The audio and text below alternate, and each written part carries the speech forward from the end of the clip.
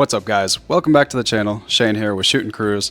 Today we are going to be installing the 2/2.5 inch old Man Emu lift kit onto this 1997 Toyota Land Cruiser. I say 2 to 2.5 because when you go to look this up when ordering it, sometimes you'll see 2 and sometimes you'll see 2.5. I'll try to get a good video of it before and after and I get actual measurements so that I can tell you what it's closer to. But what you get in the kit, you get front and rear coil springs, the nitro charger front and rear shocks, steering stabilizer, and caster correction bushings. I'm going to go ahead and opt out of using these caster correction bushings because after doing some light reading on these polyurethane and even the rubber ones that Ironman sells tend to burst within 10 to 20,000 miles, especially if you're doing some heavy off-roading. So I opted to go with the caster correction plates. It's kind of hard to find some for the 2 to 3 inch lift, but Land Tank sells these. I think they're like 150 bucks, but they bolt in and you weld them in, so you got a lot more structure and stability as opposed to the caster correction bushings. So, like I said, gonna break this down over numerous sections. I'm gonna start with the front, then do the rear. That's probably gonna take me 2 separate occasions to do. And then I'll take it over to my buddy's house where I can get the caster correction plates installed and welded up. So let's get into it. Okay, this is how it looks before getting the lift kit installed so that we can compare this to after to see exactly how it looks. And let's go ahead and get up and get some measurements.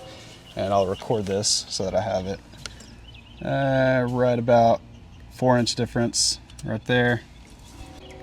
3.5 inch on the front. 4 on that side. This ground might not be exactly level. 3.5 here, so we're not on level ground, but you get the idea. Somewhere between 3 to 4 inches on each wheel well. So after that, we'll be looking at a difference of 2 to 2.5 inches.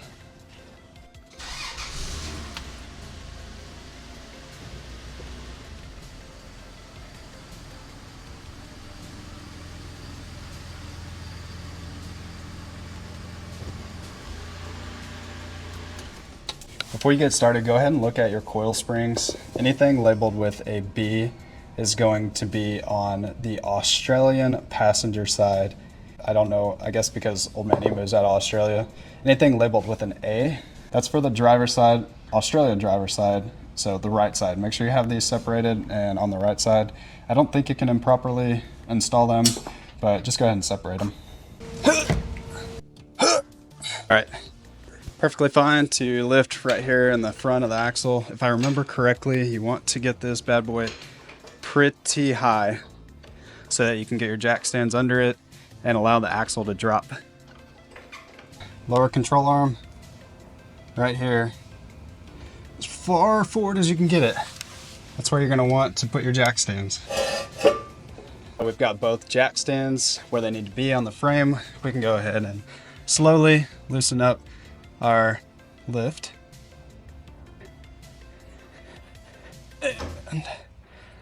And because these are solid free-floating axles, they're probably going to go all the way down to the ground. It is June in Texas, so we are going for a wardrobe change. Now I just need the grass-stained Nike dad shoes and I'll have the fit complete. I moved the jack over to the passenger side, the right side of the vehicle. Gonna lift that axle up just enough to get the tire off the ground so we can remove the tire. Then we'll go over to the driver's side and do the exact same to have both the wheels off and still have control of the axle using the jack. Okay, so this part is where it feels very, very sketchy, but as long as you got those jack stands back there, you got both tires off, you should be able to slowly loosen this to drop the axle.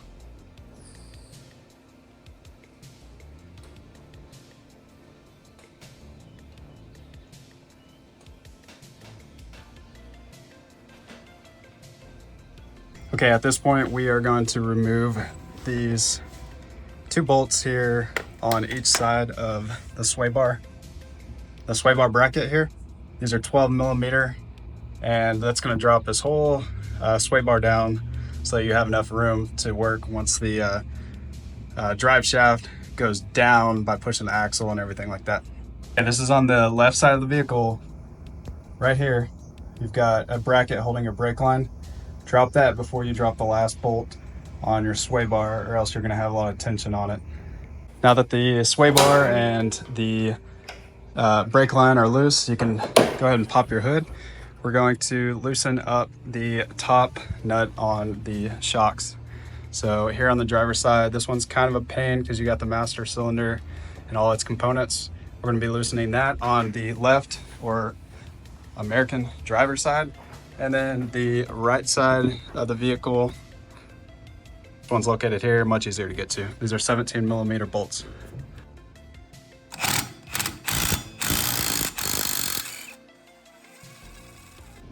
Okay, it's now 9 or 10 o'clock at night. I did take like a 4 or 5 hour break, but I probably spent a solid hour and a half, 2 hours trying to get this nut out here. I made the mistake of not spraying it beforehand, so go ahead and do that. This is an extractor. It's actually a 19mm for a 17mm bolt, and that's because I tried using a splitter, a nut splitter here. Tried various sizes of sockets, and finally got it to catch just a hair here on the 19, and just inched my way out with it. Next step is to go ahead and remove both of these 17mm nuts on both sides. At that point, you should be able to compress the shocks and pull them out.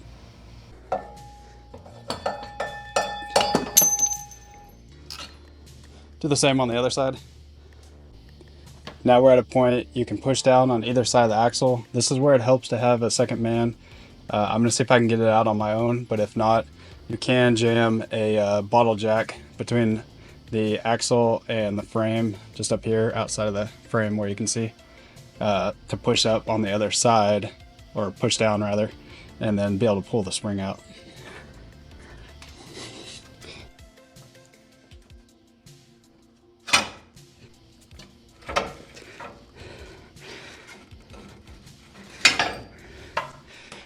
And do the same on the other side.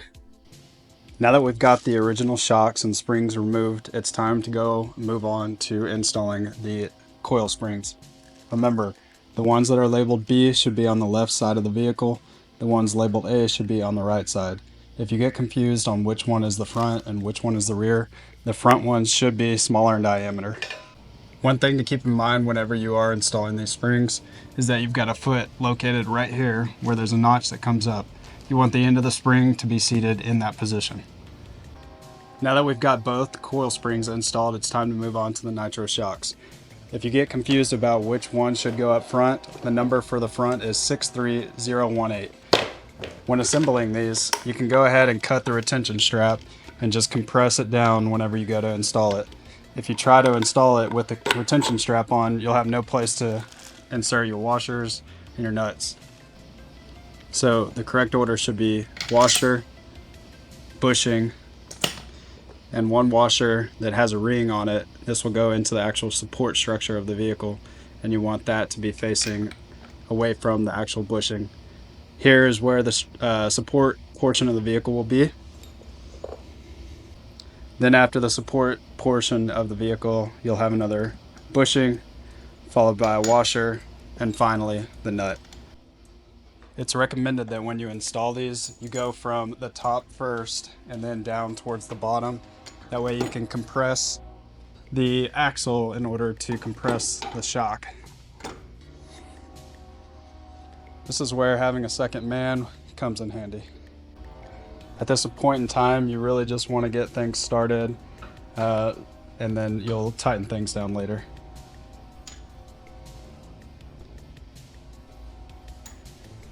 What you should have removed at the bottom portion of each shock is one bushing, a nut, and then a washer. So that way you have the bottom portion of the nitro shock pointed down towards the hole. When we lift the axle, it's going to line it up to where we can install these on the bottom. What I'm doing as I'm slowly pumping up the jack is checking on both sides to make sure that the one washer that's located on the bottom portion of each shock, just on top of the frame, it has a lip on there, and I want to make sure that it stays stable inside the frame. One other thing that I'm doing while I compress is making sure that the spring is still located in the foot. Yeah, I know, I need to do the knuckles. One important step that I forgot to mention at this point is go ahead and get you some anti-seize and apply it to the threads here. This might save some hassle in the long run. I'm going to do this for the top and the bottom of each side. Now is the point in time which we go ahead and we torque down the nuts on each of these. There's not an exact torque spec that I could find, but Slee recommends compressing them just enough to where the bushings bulge, and that should be enough.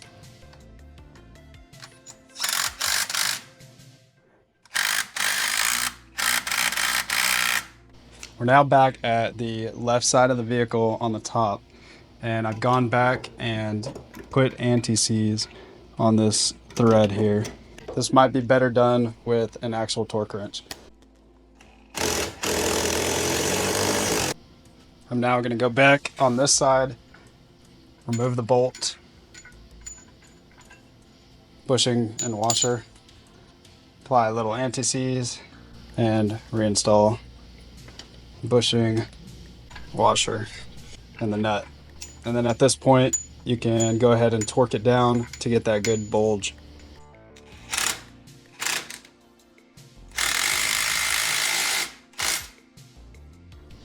It's bulging. We're now on the right side of the vehicle at the top. Gonna apply a little bit of anti-seize here.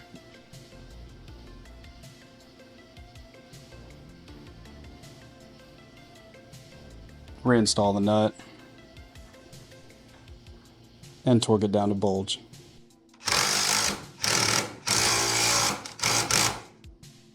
We're now at a point where everything has been installed on the front besides the caster correction plates. At this point in time, you're going to want to reinstall your wheels and reinstall the bolts holding up the sway bar bracket and the brake line. I'm going to save you the time of having to watch that, but that'll be the last step for the front. For the sake of the length of this video, I went ahead and already removed both of the back wheels so that we can get towards the back. Your support location for your jack stands will be right here. So you're going to have a little bit of sag in the back, but this should hold it. If you want, you can do what I did and add an extra little jack stand there for your peace of mind. The first thing that we need to undo are these two 12mm bolts located on the sway bar bracket here.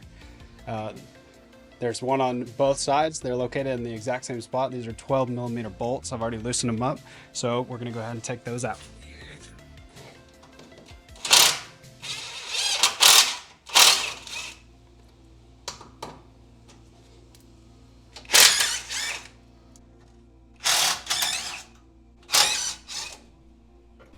The next step is to go ahead and remove this 12mm bolt that's located in this hole here.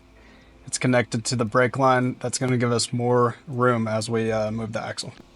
The next step is to go ahead and remove both of these 17mm bolts from the lower portion of the rear shocks. These ones are oftentimes the hardest ones to get out, so just take your time, apply gentle pressure, and don't break the bolt. Also, go ahead and spray some penetrating oil on it too. And it's also in good shape.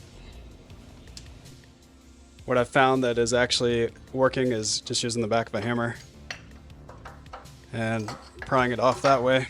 If you don't care about these shocks, you can also take your hammer and just hit the backside until you got it in a good spot to pry it off.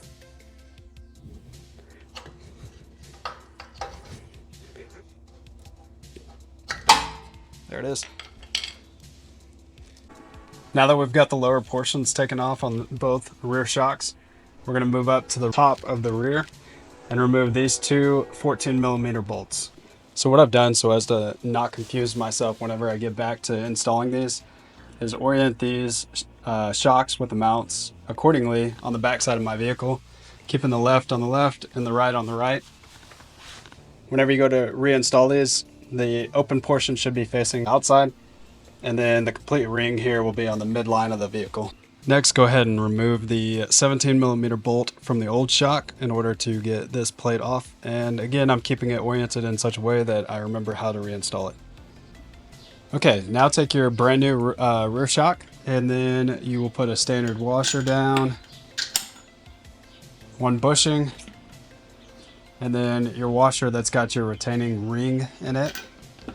And then you can throw the plate from the bracket on the vehicle. Try to keep those lines lined up. Throw on another bushing. And then finally a washer on the top and the nut. This is a 19mm nut, and you should be able to go ahead and tighten it down now.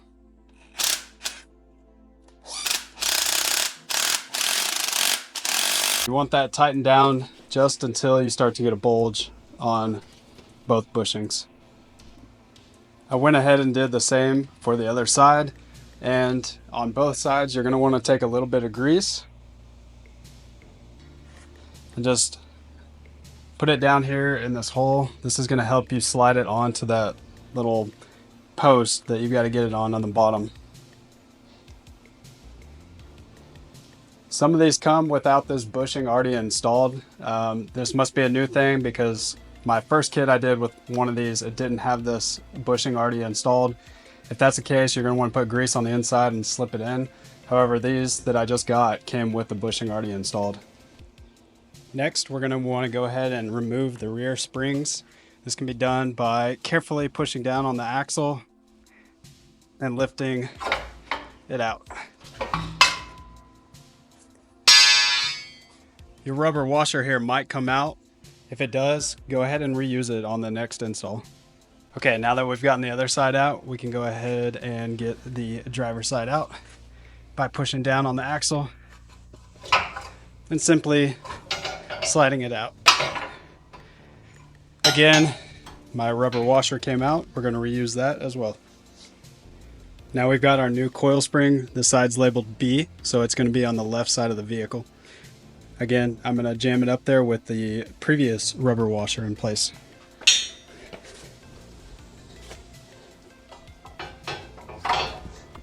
And once again, as you can see, the end of the coil is right here, right in the foot of the frame of the axle. All right, we are just using pure monkey strength at this point, trying to get the coil up and in place.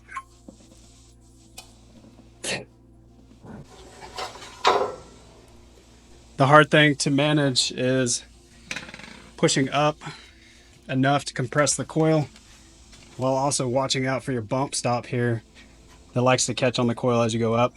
So good luck.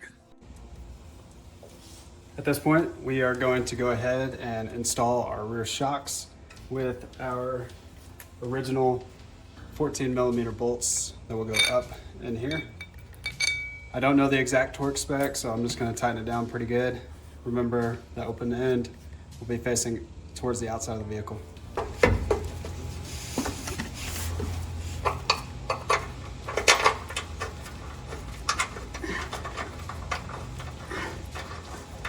I got the midline one started.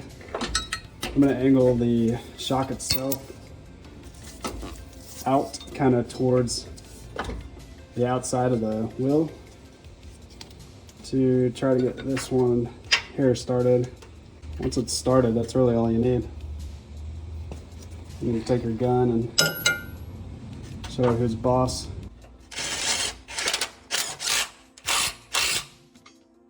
Now with the top screws in, you'll notice here that the actual stud here with the hole in which we're going to screw this, they don't quite line up, but that's okay. Whenever we raise the axle, we're going to try to time it perfectly to where we can slip this on and then screw it in. Now that both of the rear shocks are on, what I'm doing now is slowly compressing here on the middle of the axle to raise it up so that we can get these lined up. Hit it this way until it's seated enough. You're going to want to take this bolt with the washer that was the original that was in place there. Go ahead and get it started on the threads.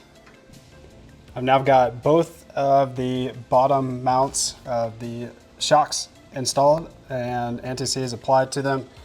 I'm just going to tighten these down to spec, and then next will be basically closing up shop.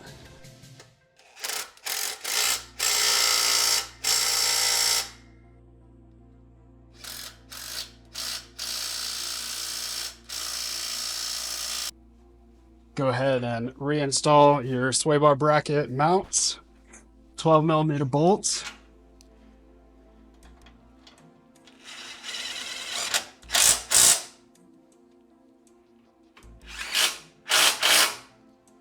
Same thing on the other side.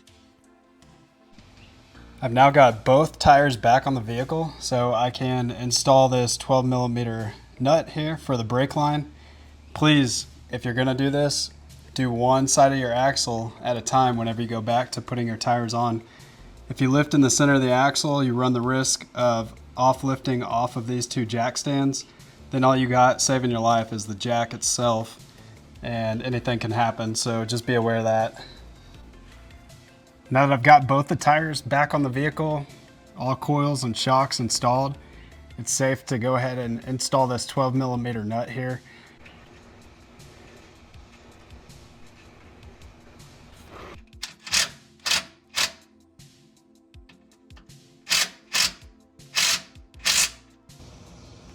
Okay, now we're gonna go ahead and take a measurement to see where we're at.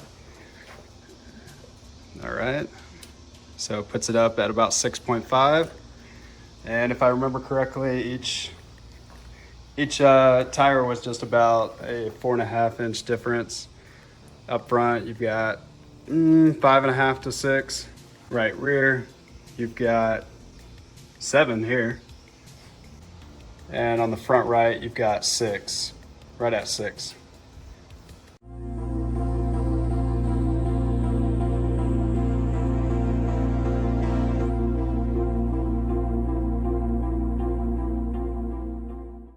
Guys, this just about wraps it up for today's video. I didn't include the steering stabilizer, the tie rod ends, or the caster correction plates.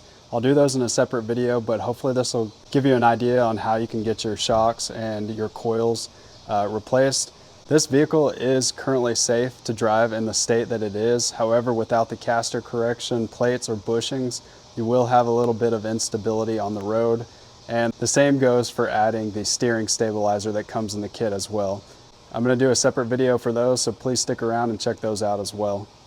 After all that's complete, it would be a good time to get an alignment performed on your vehicle.